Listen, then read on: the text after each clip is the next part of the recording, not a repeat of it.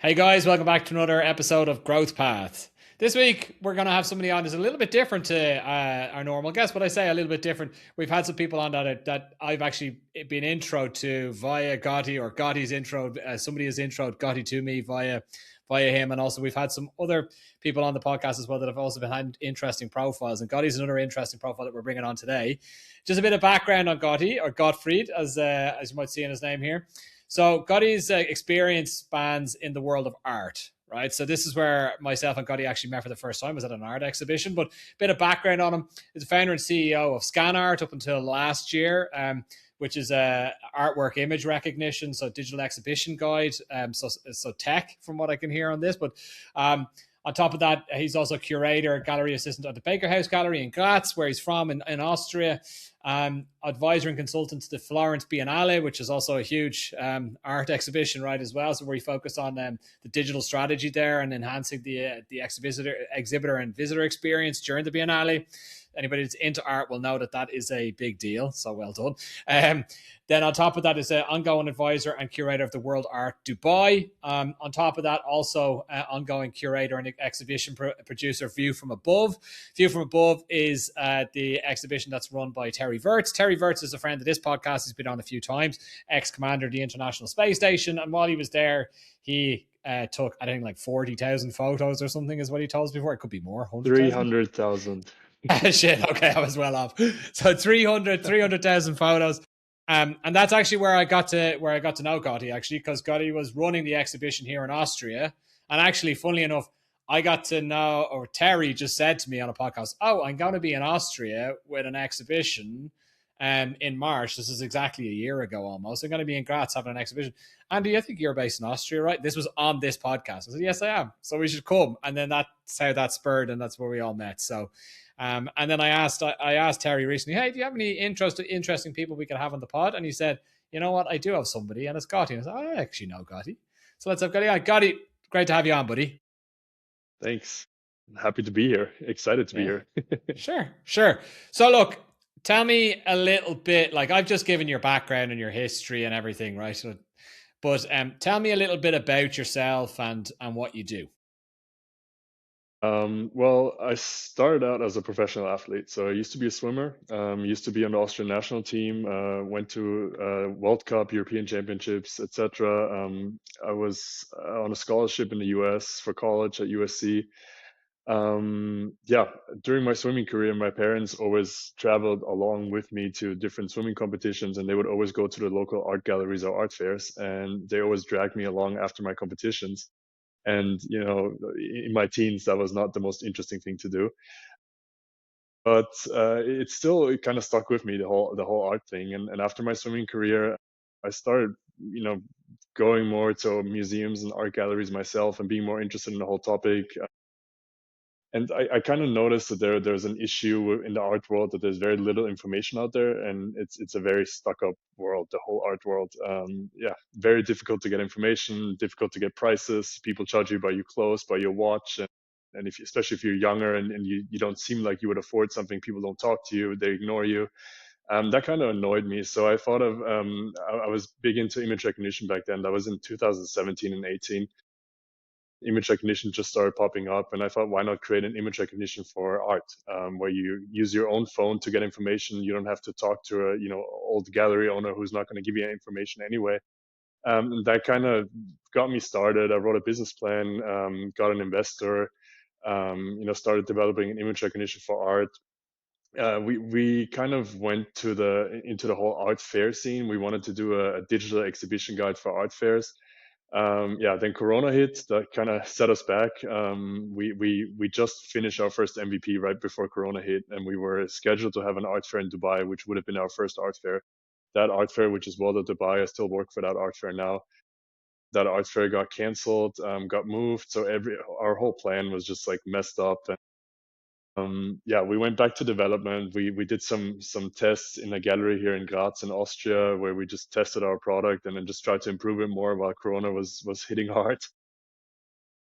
Yeah, and then we finally, after events started happening again, I was able to run out scan art.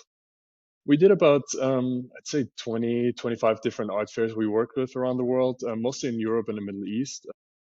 The whole product was perceived well, but it just, for some reason, people just weren't that much into using their phone for getting information, especially in Europe. In the Middle East, it worked really well. So we ended up doing, I think, six of the eight biggest art fairs in the Middle East we worked with.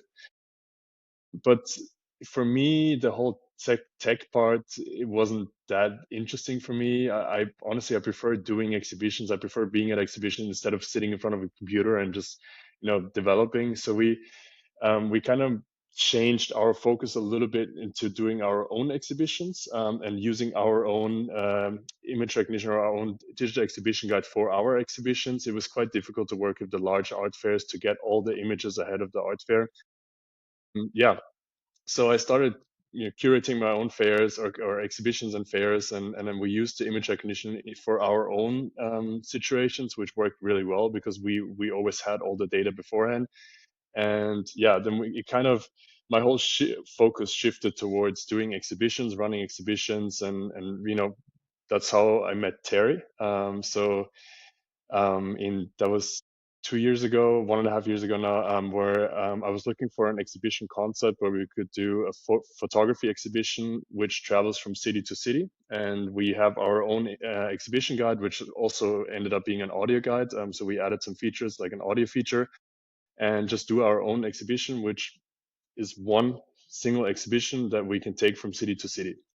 And so I got Terry's book, which is called View from Above. And I'm skipping a bunch of parts now, but this is the interesting part. I got Terry's book, which is called View from Above, from my parents.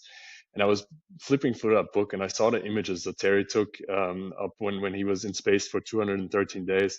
And I thought this is something so interesting, and the images are so great.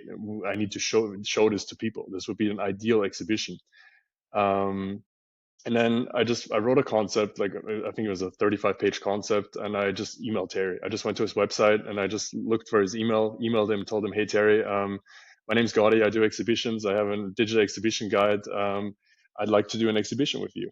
Do you have time so I can present your concept?" And he immediately replied. I think it was the same day or the next morning he replied, and we had a call. I introduced him to the whole idea, and he was super excited about it. And he loved the idea. He's never done an exhibition before with his photos. He's always wanted to do a bigger exhibition, and the time was right. Yeah, so we searched for a location to try this out and see if it works. Initially, we thought of starting in Dubai because I do have a lot of connections there, and I think the market is very interesting for space and it's photography, everything along art and space. But we ended up doing it in Graz last year, so in Austria, small city, second biggest city in Austria, and we just started. We had 1 month for preparations. We printed out his works and ended up printing 150 photos, huge prints. So they're like 2 meters by 2 meters size prints, very high quality. We recorded an audio guide. I remember spending over Christmas break, spending a whole week on the phone with Terry, recording the audio guides where he spoke 1 to 2 minute audio message for each image that we're exhibiting. And yeah, then we just opened the exhibition in Graz. We rented a empty commercial space in the city center. It's a 1,500 square meter space. It was quite big. It was the biggest empty space in the city center. Rented it for 2 months and then just did the exhibition, sold tickets. And this whole thing turned into a bigger concept, which is now traveling throughout all of Europe. So now we're at our third station now in Nuremberg in Germany. The exhibition has gotten a lot bigger. It's 2,000 square meters now. We do have a lot of visitors. So I think in Nuremberg we're around 12,000 visitors now. And yeah, it's very interesting project. It's a lot of fun. But that's the summary of everything. Nice, man. Nice. That's it's really cool. Like, so where do I start? So like, it's funny, right? Like if I dissect that a little bit, let's go back to the start of it where you said you had scan.art, right? So scan.art was a tool like the tech that you developed, right? Yep. Which is basically fueling the So it's you're using it in your own exhibitions now. So you've taken a bit of a pivot, right? It's interesting because we work with a lot of tech companies, and normally where they start out is completely different to where they end up, right? And you're no different to that. But it's rare that I see a tech company go towards more of a service model. I'm not saying you're offering a service, but it is sort of a service because you're not the product. The product is Yeah, from the I think artist, right? the reason for that is very simple. I didn't have the tech know-how. I studied business. I always depended on other people for the tech part. I of course I know how to I understand these things now, but I wouldn't have been able to do the image recognition myself.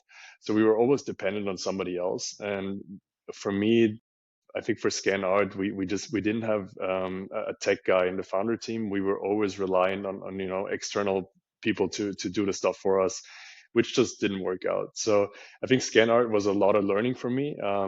Again, we're still using the technology and it works great, but it was just dependent on too many things, and it was also a little bit ahead of its time, I think. And that's why we kind of adapted it for our own use case, and it works great for our own use case now, and it brings much more revenue than before.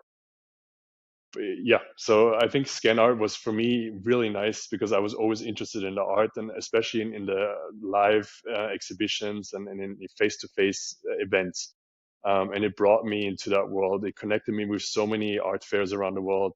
It landed me a lot of consulting jobs for art fairs, and it just got me really, really good connections, which ended up being the reason why I am here right now with the exhibition I'm hosting, with the art fairs I'm working with.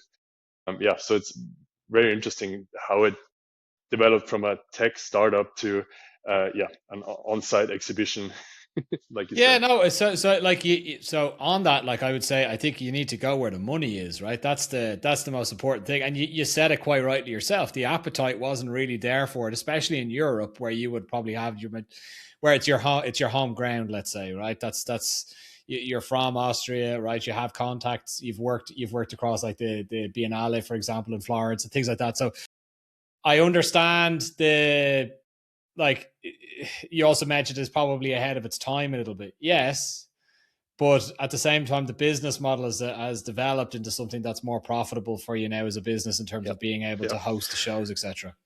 yeah. I I think you think probably got to one, run into issues as well with tech teams of other. You're dependent on others to provide the content, etc. So unless you're able to give them something that they just like, here's your app and you go do it, it's yeah, unlikely that's going to be the case, right? yeah.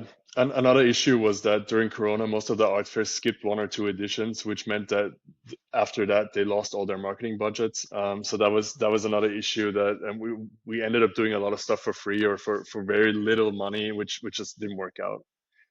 Yeah, so the art market is a very interesting market. It's very different than other markets. But again, for me, I love being in it. I love doing the exhibitions. I love going to physical exhibitions. I think the more we go into AI and all that tech stuff, the more people want to go out and see things and do real life things. They also have more time. I think the future is very entertainment oriented with more time on their hands, and so people are going to go to exhibitions and are going to be interested in culture, or at least even if it's a photography exhibition, so it's not like high culture.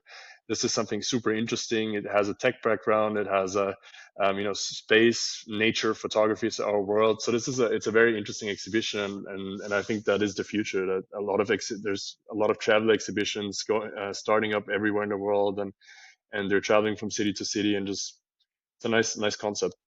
For sure. Let's talk a little bit about the View from Above exhibition. Was that your first proper one that you properly organized yourself, or was there others? I've done a couple of smaller art fairs before that, and smaller gallery exhibitions, but it was definitely the biggest project. Yeah. So it was quite interesting to get that started. Again, we made a business plan before that. We had a whole concept started, but to really go from concept to opening the doors of our 1,500 square meter exhibition, which ended up having 15,000 visitors in 2 months in Graz in Austria at the first edition. It was quite cool. It was awesome, man. So I was there, right? As I said at the start of this, I was there. I was like, shit, this is big. I wasn't, I didn't know what to expect, but it was like, it was a proper thing. Like you could spend hours in there, like I went with the family. Um, And I remember seeing you running around. You know, we met quickly, and then you were sprinting around the building is probably the best way. There's always something to be done, right? But now that I Yeah. hear, okay, that was one of like that was probably your flagship thing to have done so far in your career, maybe. I don't know, just by in Yep. between reading between the lines No, that here, sounds right? about right. Yep. Yep. Yeah. I can imagine like that there was some like moments of let's say sweaty moments in the lead up to launch and things like that. Was tell me a little bit about those things. There were so we got the okay for the location on December 24th. It was Christmas morning. I got a call from the owner of the location. He told me, "Hey, look, I'm sorry for keeping you waiting, but we had somebody who was interested who was going to rent it long term, but he just told me he's not going to do it. Um, I don't want this location to be empty the whole beginning of the next year. Are you interested?" I was like, "Shit, it's December 24th. Everything is closed until at least January 7th. I mean, you know, Austria, everybody goes on Christmas break, and it's like people are gone for 2 weeks." And we would have to open by January 31st. So we basically have 1 month to set up. We didn't have a single photo um, printed yet. We didn't have anything selected, any photo selected. We didn't have the audio guide. We had nothing except for a location that wanted us. So I told him, give me an hour. I called Terry. I was like, Terry, do you think we can do this? I mean, I'm going to need your help to do the audio guide. We need to filter through 300,000 images to define which images we're going to show at the exhibition. We need to print them. We need to filter through them by January 1st. So the printing house, which starts working on January 2nd, has enough time to finish the whole printing by January 30th, because January 30th will be the last day if we open on the 31st. Terry said, "Yeah, let's do it. Why not?" So I canceled my Christmas vacation. My wife was not too happy about that, but she understood because it's a big project and it had a lot of potential back then. It still has. Uh, Canceled the Christmas vacation and just spent 17, 18 hours a day in front of the computer going for Terry's images. Basically, I went to space as well. I went there as well because I saw all these images. So we defined 150 images, Terry and I, and he was great help. I mean, he helped. He showed me all the folders which he thought were interesting. So we went for each folder, and each folder had like 1,000 images. And we just spent hours and hours and hours defining the images for the exhibition. Yeah, we ended up having a very good selection by January 1st. So I sent it to the printing house and I told them, "Hey, this is our selection. It's 150 images." And they came back and they're like, "Yeah, they're great. Now we need to know the sizes. We need to know Shit. there's a lot of them that needed editing. A lot of Yeah. them that needed editing because they were raw files. Yeah. So we went back and edited a lot of the files. We defined the different sizes, and yeah, then we had everything ready. I think it was January 4th, and then once we had the images ready, I had Terry start the audio guide. So he started, talking for 1 to 2 minutes about every single image, telling a story, and his stories are super interesting. So I can only recommend come to the exhibition, listen to the stories, take your time. The audio guide is 4 hours in total. And we have a lot of people that are at the exhibition for 3.5, 4 hours. We have people that come to the exhibition in the morning, go to lunch, and then come back in the afternoon. But yeah, so that was the first tough part, was selecting the images and getting them printed. The second tough part was that there was an issue with the aluminum boards where we printed the photos on, and the printer had to reorder them. So he had a delay of a whole week. And the printer is local, so he's the quality of that printer is absolutely insane. It was we did a couple of test prints, and that was the only way for us to go because it really matched the quality of Terry's images. When you look at these images, and I mean you've seen it. When you look at these images, it feels like you're looking out the space station window and looking down on our planet, which is just amazing. Yeah, so he had some delays as well. And then we ended up so we sent out the VIP invitations for the opening on January 31st, and we ended up getting all the works from the printing house on January 29th and 30th, so 1 day before the opening. We didn't have a single artwork hanging 1 day before or 2 days before the opening. Not a single artwork or photograph was hanging in the exhibition. Again, it's a big exhibition, 150 photos. Everything else was done. We had the signage printed, everything else was done, but the images were missing. I was like, shit, we're opening this exhibition tomorrow and we don't have a single picture hanging right now because they're all still at the printer, because the printer, he was like working overtime. They were working day and night to get everything done, to get everything framed. And Shit, man. um, yeah, but we ended up finishing everything. So Terry arrived January 31st at 4 p.m. at the airport in Graz, hung the last picture at January 31st. I think it was 4:30, right after Terry landed. My dad picked up Terry from the airport. I was supposed to pick him up, but I just had to finish the exhibition. And then Terry came to the exhibition 1 hour, 30 minutes before we opened the doors. And I walked through with him. I was like drenched in sweat because I was just put on my suit because I went straight from, hanging images and cleaning up everything to my suit for the opening. But yeah, we ended up finishing everything, at least everything, the most important things. A few things were done in the week after, but the most important things were finished. And we opened our doors for the VIP opening. We had, I think, 350 people at the opening. And it was just great. We had a really nice evening. Terry was amazed by the exhibition. I think he loved it, and everybody else who was there was amazed. And it led to a big success in Graz. But that month, wow! I mean, I think I had like 3 weeks straight of working 120 hours a week, and I don't need that again in my life. No, man, nobody needs that in their life. But that's startup grind, man. Yeah, That's proper yeah. startup stuff. Yeah, for sure. Yeah, there's a lot of worries that things were not going right. But then again, once we opened the doors, there's just like, it was perfect. Everything worked Yeah. out, and in the end, it always works out somehow. I just so people that know that are listening, right? Just like you hear 150 images, you go, oh, that's 150 images, not so much. Like this was a multi-floored exhibition that was like a curated and guided tour around a couple of floors, right? So it wasn't even like it's like some images were enormous, some were a bit smaller, Yes. like Yep. various Yep. shapes and sizes. So like it was Yep. like 150. So people, it's only 150. No, this was like you enter and you could be there for like 4 hours walking across various floors, right? Yeah. So our biggest image was 2 meter 44 wide and I think 2 meters height. So we needed a special truck to bring that image from the printer to the location. Um, and yeah, so the exhibition is just to talk a little bit about the exhibition itself. It starts out with Terry's childhood and how he became a fighter pilot and then ended up going to NASA, applying to NASA, becoming a NASA astronaut. We talk about the NASA training, how you become an astronaut, and that part is, I think, it's super interesting. Where he talks about all the challenges he had during training and how difficult it is to start training and to actually become an astronaut. People don't see that. People see the astronauts in the rocket going up and in space station, but they don't see the work behind that. And Terry really highlights that, and that's super interesting to know.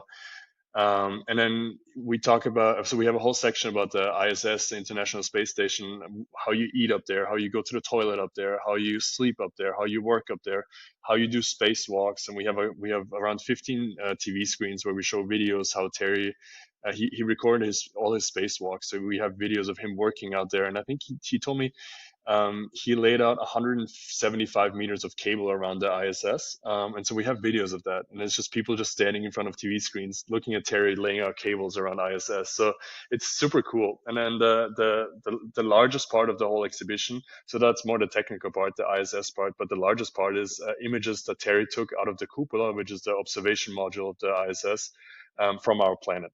So this is like images of North and South Korea at night. It's an image of Madagascar where you can see a river delta flowing into the ocean, and you can see the river is red for some reason, and it's red because there's a lot of deforestation in Madagascar, and which leads to the orange soil being run into the river if it rains. So it's a lot of interesting facts about our planet that you wouldn't know if you don't see these images and if you don't have somebody tell you about that, because that's how the whole exhibition works, where our audio guide is, it's like, I think it's mandatory for somebody who walks through, because Terry just explains every image. Yeah, so that's the whole point of the exhibition. And then, of course, the last part is coming back to our planet, which shows you how Terry landed on Earth. It shows you a video how he landed, and he just tells about how how this affects you as a person when you go up there and come back to Earth, both physically, but also how it changes you. I mean, I think your podcasts talk about that, how it changes you as a person when you see all that stuff. Yeah. I think like one of the things, so 2 points actually. One, it's amazing storytelling. So that's like, okay, Terry's obviously telling the story, but you've curated that, right? So you've created that into an experience. So his story is being created into an experience with a start, middle, and an end, as you've just quite rightly put it. So you're a great storyteller. So well done. It's amazing because I've been through it. I can say I've experienced it, right?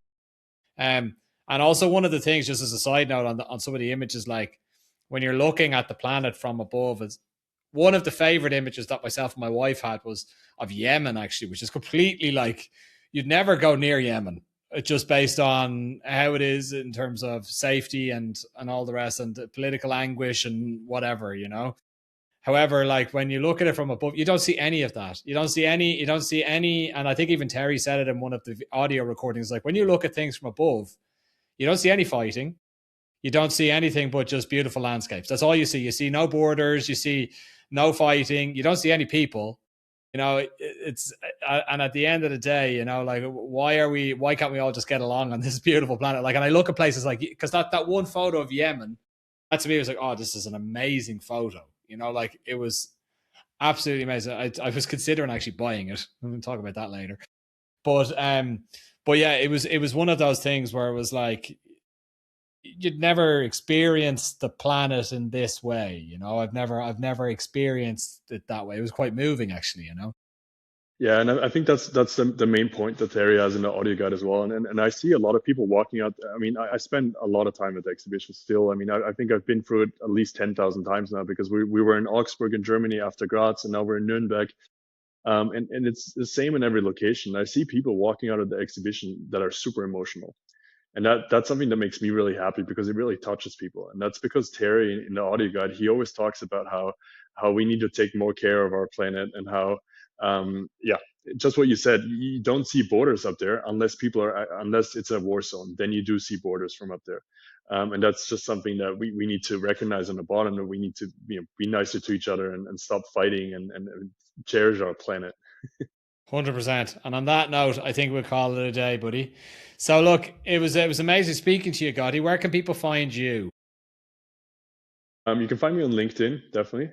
So it's Gottfried Eisenberger, or We'll share it. the We'll art. share it. We'll put it Yeah. in the description. All good. All good. And yeah, and then you can just search for View from Above, and just you'll find the exhibition everywhere. Maybe soon in your city.